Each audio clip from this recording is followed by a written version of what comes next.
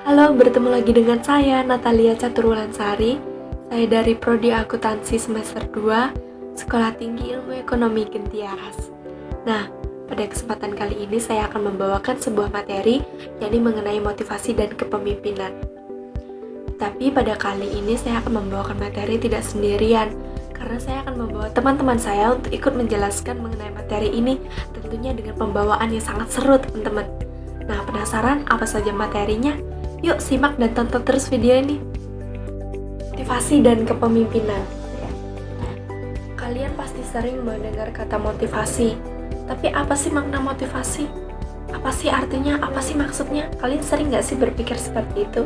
Nah, pada awalnya saya akan menjelaskan mengenai pengertian motivasi terlebih dahulu. Sebenarnya motivasi itu terdiri dari kata dasar motif yang berasal dari bahasa Latin yaitu movere, yang artinya bergerak atau dalam bahasa Inggris itu sering disebut dengan move, bukan move on ya teman-teman. Jadi motivasi adalah daya upaya yang mendorong seseorang untuk melakukan yang lebih baik. Seseorang biasanya mau melakukan sesuatu yang baik itu karena dia termotivasi. Benar nggak teman-teman? Kemudian pada tahun 2000, Griffin memukakan 3 faktor penentu untuk kinerja yang baik. Apa saja faktornya? Ini dia faktornya. Faktor yang pertama yaitu motivasi atau motivation yang berkaitan dengan keinginan untuk melakukan pekerjaan. Contohnya, misalnya Anda ingin memiliki jabatan yang didambakan di dalam karir. Ingat, keinginan tanpa tindakan itu adalah angan-angan. Nah, dari itulah motivasi hadir untuk mendorong seseorang untuk melakukan tindakan. Seperti yang saya contohkan tadi, yakni ingin mendapatkan jabatan di dalam karir, maka yang harus dilakukan yaitu meningkatkan kepemimpinan, memanajemen waktu, cara berkomunikasi, mengelola keuangan dan emosional. Jadi termotivasi untuk melakukan sesuatu yang baik untuk mendapatkan jabatan yang diinginkan di dalam prospek kinerjanya yang ke depan. Lalu faktor yang kedua yakni kemampuan atau ability, yakni kapabilitas tenaga kerja atau sumber daya manusia untuk melakukan pekerjaan. Faktor yang ketiga yakni lingkungan pekerjaan atau work environment, yakni sumber daya dan situasi yang dibutuhkan untuk melakukan pekerjaan tersebut. Nah, saya akan memberikan bagan mengenai penjelasan proses bagaimana motivasi berperan dalam menentukan perilaku yang akan ditujukan oleh tenaga kerja untuk menambah pengetahuan kalian. Jadi di bagian itu diawali dengan kesadaran individu di mana ia memiliki kesenjangan dan kebutuhan. Saya akan berikan contoh sederhananya. Kita setiap hari perlu makan. Nah, makanan yang kita dapat itu tentu kita beli bahan pokoknya menggunakan uang. Uang itu dari mana? Tentu dari pekerjaan yang kita lakukan, maka kita akan mendapatkan gaji.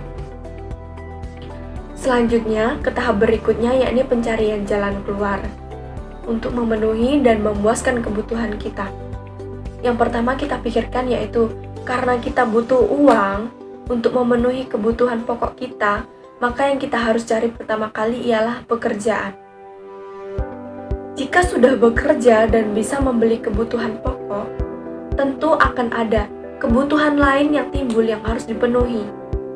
Maka orang ini akan cari alternatif lain jika gajinya tidak cukup untuk dapat memenuhi kebutuhan dan pendapatan yang memadai. Setelah kerja keras, maka akan melakukan evaluasi. Jika gajinya sudah cukup, maka ia menentukan lagi apa sih yang jadi kebutuhan di masa mendatang. Kalau belum cukup, maka akan dicari alternatif lain untuk memenuhi kebutuhannya tersebut.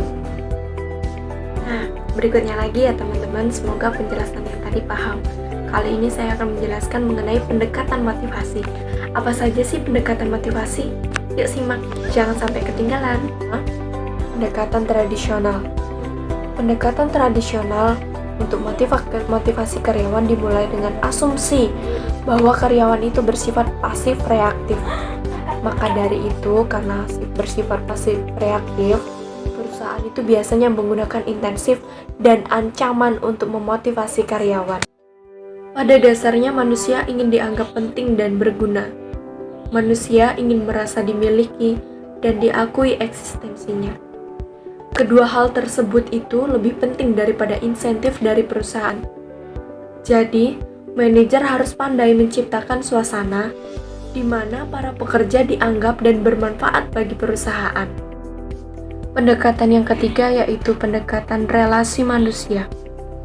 Pendekatan ini seringkali dikaitkan dengan Alton Mayo dan para pengikutnya.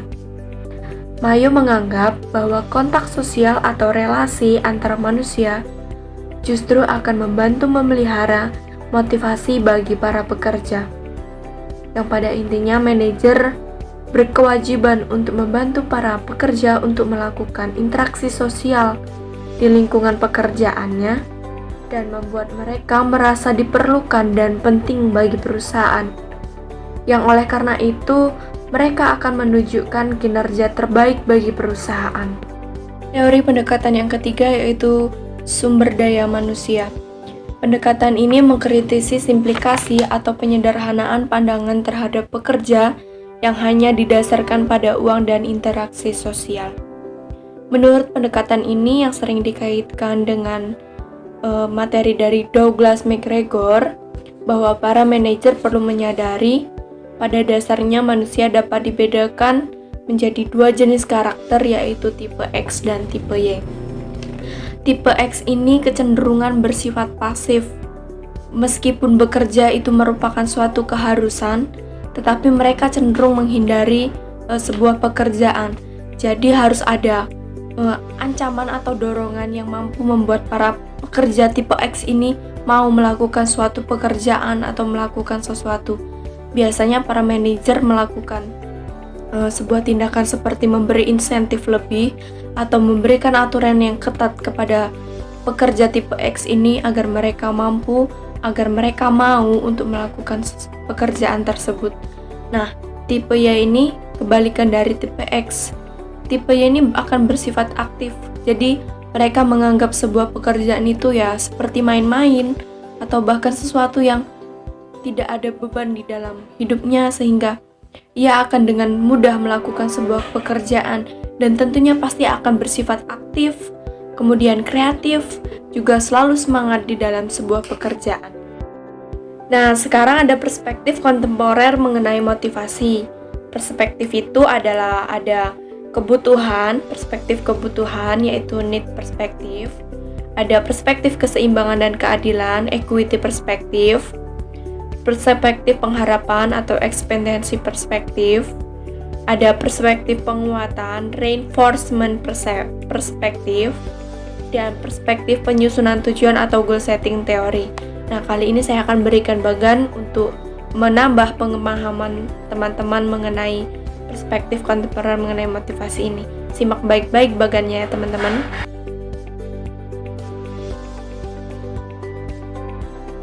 Lalu ada perspektif kebutuhan mengenai motivasi. Terdapat beberapa teori terkenal yang mencoba menjelaskan motivasi dari perspektif kebutuhan, yaitu teori hierarki kebutuhan dari Abraham Maslow. Ada juga teori dari E.R.G. Clayton Aldefer, teori tiga kebutuhan Atkinson dan Max-Celan, serta teori dua faktor atau two-factor teori dari Frederick Herzberg. Nah, kali ini saya akan menjelaskan mengenai teori hierarki kebutuhan menurut Abraham Maslow. Maslow menjelaskan ada 5 tingkatan kebutuhan dari manusia yang memotivasi manusia untuk terus bekerja untuk memenuhi kebutuhannya. Kelima kebutuhan tersebut yang pertama yaitu kebutuhan fisik. Maslow menyebutkan bahwa kebutuhan fisik ini merupakan kebutuhan yang paling mendasar dari dalam diri manusia, yaitu kebutuhan akan makanan, akan kebutuhan biologis, kebutuhan seksual, dan kebutuhan lainnya yang mendasar dari dalam diri manusia. Nah, setelah kebutuhan fisik ini terpenuhi, maka akan timbul kebutuhan yang kedua, yaitu kebutuhan keamanan. Jadi manusia itu memerlukan keamanan agar kiranya dirinya merasa aman dari berbagai ancaman. Setelah kedua hal ini terpenuhi, akan timbul lagi kebutuhan yang dinamakan dengan kebutuhan kebutuhan sosial. Nah, jadi manusia di sini akan berinteraksi dengan manusia yang lain agar kiranya mampu diterima di lingkungan sosial, diterima di dalam kantor bersama dengan rekan-rekan lainnya.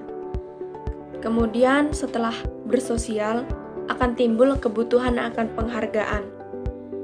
Nah, kebutuhan ini dapat berupa penghargaan dari lingkungan sekitar, dari atasan yang ada di kantor, maupun adanya kejelasan tentang penghargaan bagi tenaga kerja yang berprestasi. Perusahaan dapat memenuhi kebutuhan ini dengan menerapkan sistem pemberian penghargaan yang jelas bagi setiap tenaga kerja. Kemudian ada kebutuhan aktualisasi diri. Kebutuhan ini menyangkut kebutuhan untuk menempatkan diri individu di dalam lingkungan dan untuk pengembangan diri. Kebutuhan ini dapat berupa adanya tuntutan untuk pengembangan karir yang jelas, pekerjaan yang menantang, dan lain-lain. Dari 5 kebutuhan ini, Maslow menjelaskan juga atau mengenai teori ini bahwa teori ini bersifat hierarki. Artinya, dari pemenuhan berawal dari tingkatan yang paling bawah menuju tingkatan yang paling atas, yaitu aktualisasi diri. Kebanyakan orang tidak akan termotivasi untuk memenuhi kebutuhan yang paling tinggi, yaitu aktualisasi diri, kalau kebutuhan mendasarnya belum terpenuhi. Jadi mereka akan termotivasi untuk memenuhi kebutuhan yang paling dasar dulu. Kalau sudah terpenuhi, baru mereka akan menuju kebutuhan yang paling tinggi, yaitu aktualisasi diri. Sehingga mereka kebanyakan tidak termotivasi untuk mengaktualisasi diri sebelum kebutuhan dasarnya terpenuhi. Selanjutnya, saya akan menjelaskan teori ERG dari Clayton Alderfer. ERG sendiri merupakan singkatan dari Existence, Relatedness, dan Growth. Alderfer memiliki 2 perbedaan dibandingkan dengan Maslow. Perbedaan pertama adalah bahwa Alderfer hanya membagi tingkatan kebutuhan manusia menjadi kebutuhan existence atau kebutuhan untuk bertahan hidup, kebutuhan relatedness atau kebutuhan untuk berinteraksi dengan sesama, dan kebutuhan growth atau kebutuhan untuk menyalurkan kreativitas dan produktif. Perbedaan kedua adalah bahwa Alderfer cenderung berpandangan bahwa kebutuhan seseorang sekalipun bersifat hierarkis akan tetapi bersifat tidak tetap. Artinya, jika kebutuhan seseorang telah mencapai suatu kebutuhan relatedness setelah sebelumnya kebutuhan eksistensinya terpenuhi, maka ada kemungkinan bahwa seseorang tersebut akan membutuhkan kembali kebutuhan eksistensinya. Selanjutnya adalah 3 kebutuhan dari Atkinson dan McKellen. Atkinson menyatakan bahwa terdapat 3 jenis kebutuhan manusia yang dapat mendorong seseorang untuk termotivasi dalam berperilaku dan melakukan sesuatu, yaitu kebutuhan akan kekuasaan atau need for power, kebutuhan untuk melakukan interaksi secara sosial atau berafiliasi atau need for affiliation, dan kebutuhan untuk meraih prestasi atau need for achievement. 3 kebutuhan tersebut dikembangkan lagi dan dipopulerkan oleh David McKellen. Kebutuhan untuk berprestasi. David McKellen menjelaskan bahwa seseorang yang memiliki kebutuhan untuk berprestasi tinggi memiliki karakteristik sebagai orang yang menyukai pekerjaan yang menantang, beresiko, dan menyukai adanya tanggapan atas pekerjaan yang dilakukannya. Sebaliknya, seseorang yang memiliki kebutuhan untuk berprestasi rendah cenderung memiliki karakteristik sebaliknya. Selanjutnya yaitu kebutuhan untuk berafiliasi. McKellen menjelaskan bahwa sekalipun seseorang dapat melakukan komunikasi dan interaksi yang lebih cepat dan hemat melalui kemajuan teknologi serta telepon, serta berbagai alat telekomunikasi lainnya, kebutuhan akan berinteraksi sosial tetap menjadi sesuatu yang tak bisa dihilangkan dan tetap menjadi sesuatu yang utama.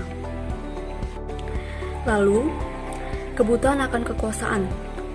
Di sisi kebutuhan akan kekuasaan, McKellen memandang bahwa kebutuhan ini terkait dengan tingkatan dari seseorang dalam melakukan kontrol atas situasi lingkungan yang dihadapinya.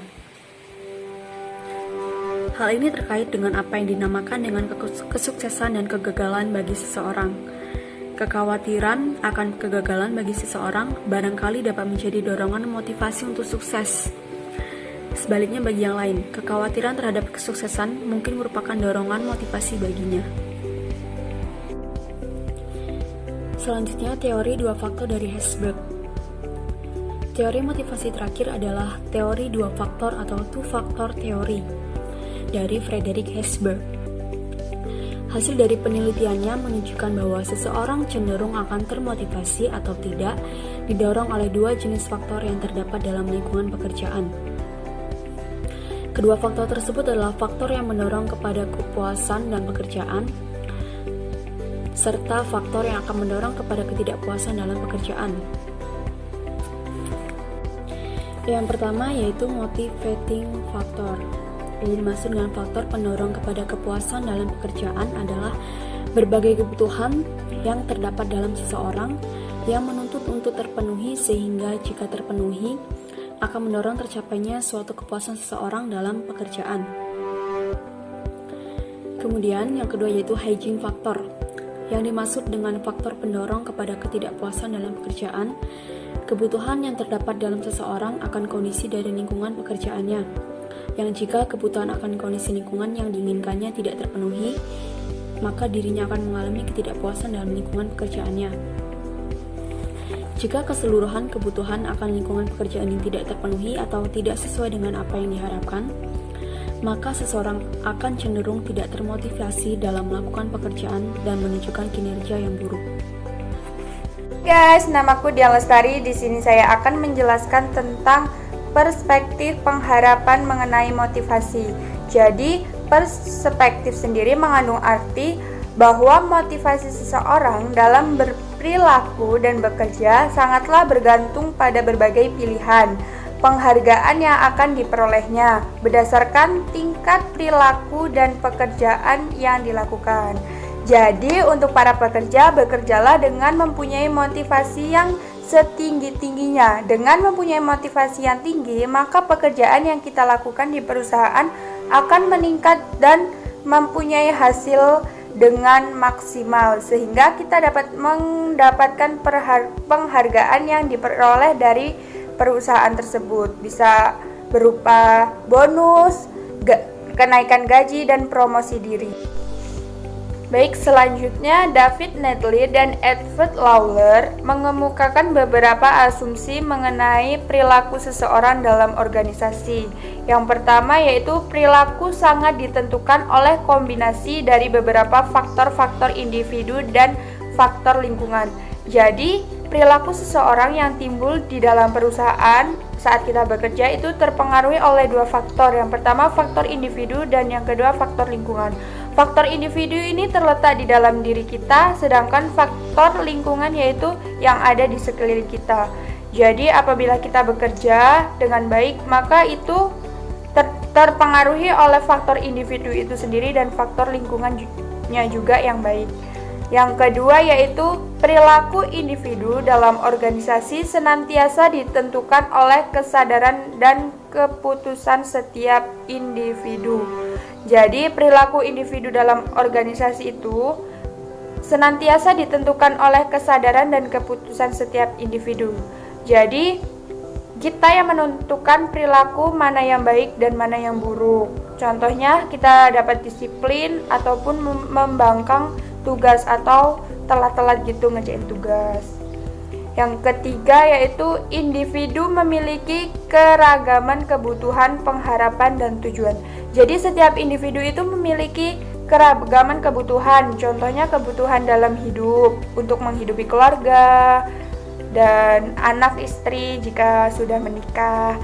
Juga dia tuh mempunyai pengharapan dan tujuan. Harapannya itu dia bisa bekerja dengan maksimal. Tujuannya agar apa? Agar mendapatkan misalnya kenaikan gaji, promosi diri, atau bonus lainnya. Yang keempat, masing-masing individu cenderung akan berperilaku yang terkait dengan pengharapan mereka.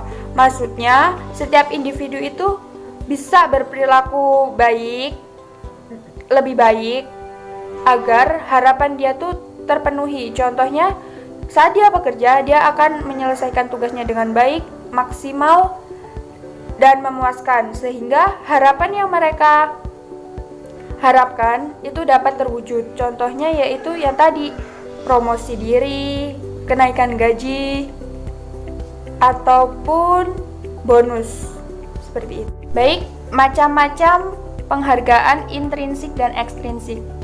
Apa sih penghargaan intrinsik? Penghargaan intrinsik yaitu sesuatu yang dirasakan dari diri kita ketika kita melakukan sesuatu. Contohnya yaitu kepuasan diri kita saat sudah selesai melakukan pekerjaan di suatu tempat kerja. Contohnya yaitu perusahaan. Kita merasa plong saat kita sudah melakukan pekerjaan dengan selesai, tanggung jawab selesai, maka kita bebas dari tanggung jawab tersebut. Dan kepercayaan diri kita meningkat. Apa sih maksudnya? Kan kita tadi sudah melakukan pekerjaan dengan baik. Kita percaya bahwa hasil yang kita lakukan untuk perusahaan itu maksimal. Nah, yang kedua yaitu penghargaan ekstrinsik. Adalah sesuatu yang akan diterima oleh seseorang dari lingkungan tempat kerja atau perusahaan, di mana sesuatu yang diperolehnya sesuai dengan pengharapan dari diri kita. Contohnya yaitu bonus, kenaikan gaji atau promosi diri, atau pujian yang diberikan oleh pemimpin atau atasan kepada diri kita. Baik, macam-macam penghargaan intrinsik dan ekstrinsik. Apa sih penghargaan intrinsik? Penghargaan intrinsik yaitu sesuatu yang dirasakan dari diri kita ketika kita melakukan sesuatu. Contohnya yaitu kepuasan diri kita saat sudah selesai melakukan pekerjaan di suatu tempat kerja. Contohnya yaitu perusahaan. Kita merasa plong saat kita sudah melakukan pekerjaan dengan selesai, tanggung jawab selesai, maka kita bebas dari tanggung jawab tersebut. Dan kepercayaan diri kita meningkat. Apa sih maksudnya? Kan kita tadi sudah melakukan pekerjaan dengan baik. Kita percaya bahwa hasil yang kita lakukan untuk perusahaan itu maksimal. Nah, yang kedua yaitu penghargaan ekstrinsik. Adalah sesuatu yang akan diterima oleh seseorang dari lingkungan tempat kerja atau perusahaan, di mana sesuatu yang diperolehnya sesuai dengan pengharapan dari diri kita. Contohnya yaitu bonus, kenaikan gaji atau promosi diri, atau pujian yang diberikan oleh pemimpin atau atasan kepada diri kita. Baik, yang terakhir saya akan menjelaskan tentang tugas-tugas seorang manajer. Yang pertama, menentukan penghargaan-penghargaan yang sebenarnya diharapkan oleh seorang pekerja. Jadi, seorang manajer harus mampu memberikan penghargaan-penghargaan yang diharapkan oleh semua karyawannya. Contohnya, penghargaan yang dimau oleh karyawan bisa berupa bonus, kenaikan gaji, promosi diri, ataupun hanya pujian yang diberikan oleh seorang pemimpin kepada karyawannya. Yang kedua yaitu menentukan kinerja yang diharapkan. Jadi seorang manajer harus mampu menentukan indikator pekerjaan apa yang harus dicapai oleh para pekerjanya. Yang ketiga, penentuan tingkat kinerja yang wajar. Maksudnya indikator yang diberikan harus sanggup dilaksanakan oleh pekerja. Yang keempat, penyelarasan kinerja dengan penghargaan. Jadi, penghargaan yang diberikan oleh perusahaan terhadap pekerja harus sesuai dengan hasil yang diberikan pekerja oleh perusahaan. Yang kelima yaitu analisis faktor yang mempengaruhi keefektifan pemberian penghargaan. Maksudnya evaluasi apakah pemberian penghargaan itu efektif untuk para pekerja ataupun sebaliknya. Yang terakhir yaitu kepastian akan tingkat penghargaan yang wajar atau memadai bagi pegawai.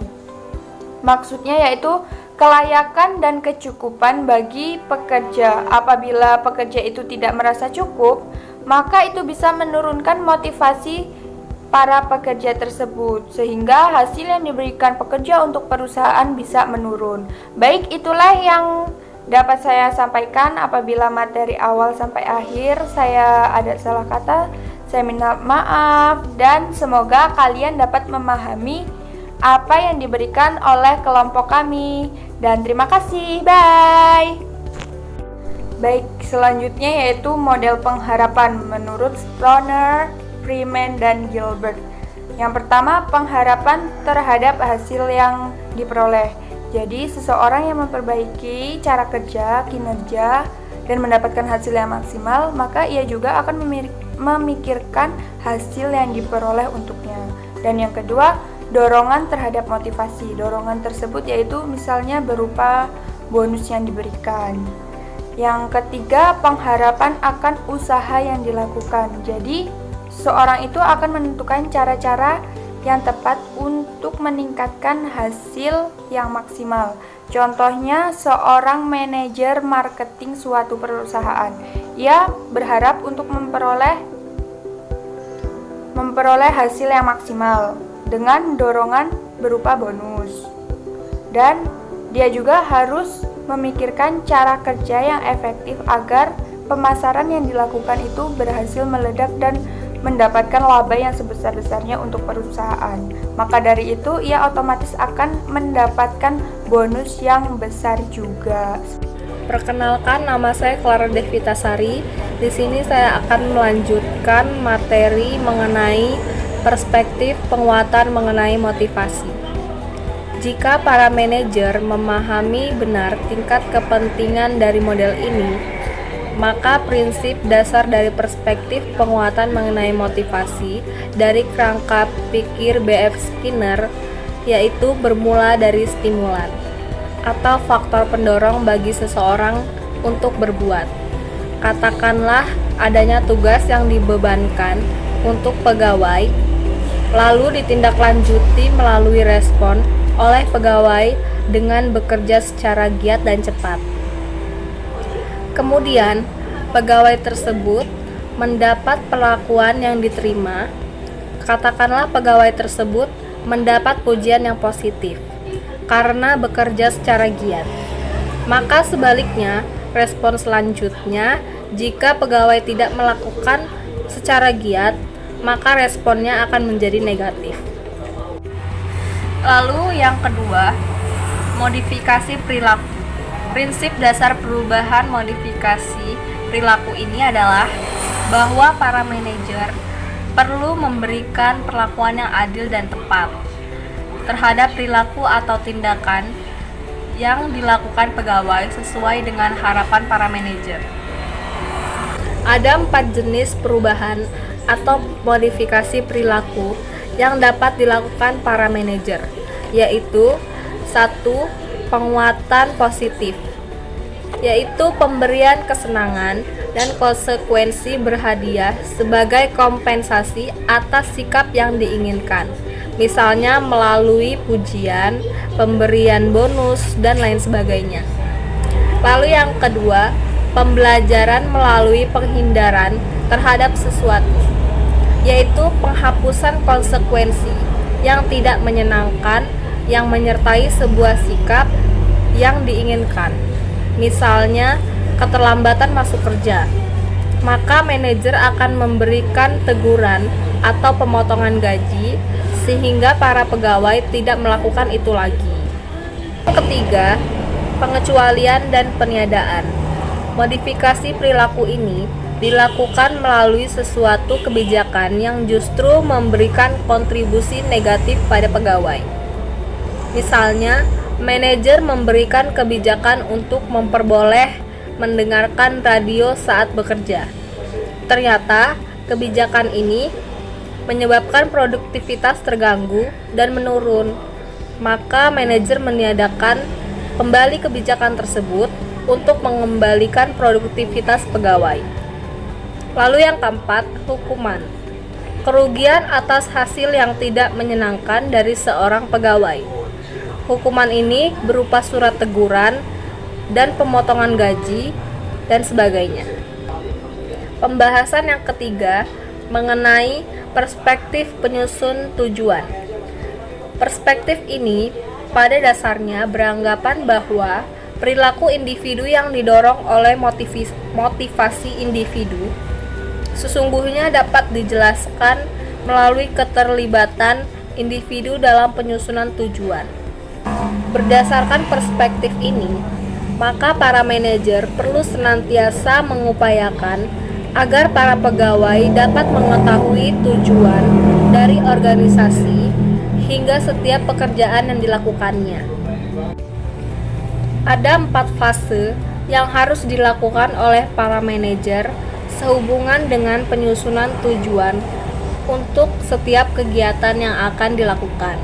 Yang pertama, penentuan tujuan atau target yang akan dicapai. Yang kedua, penentuan apakah tujuan atau target tersebut realistis atau memungkinkan untuk dicapai. Yang ketiga, mempertimbangkan dan menentukan kesesuaian tujuan dan target tersebut dengan target dan tujuan individu dalam organisasi. Yang keempat, jika tujuan organisasi telah selaras dengan tujuan individu, maka individu akan termotivasi untuk mencapai tujuan tersebut dengan menunjukkan perilaku dan kinerja yang diharapkan. Dari keempat fase tersebut, pada praktiknya perlu disesuaikan dengan kondisi para pegawai perusahaan. Jika mayoritas pegawai cenderung bertipe X, maka barangkali keterlibatan aktif para pegawai dalam penyusunan tujuan tidak terlalu diharapkan. Namun, sekiranya kebanyakan pegawai bertipe Y, maka keterlibatan aktif para pegawai dalam pemahaman dan penyusunan tujuan perlu untuk senantiasa dilakukan.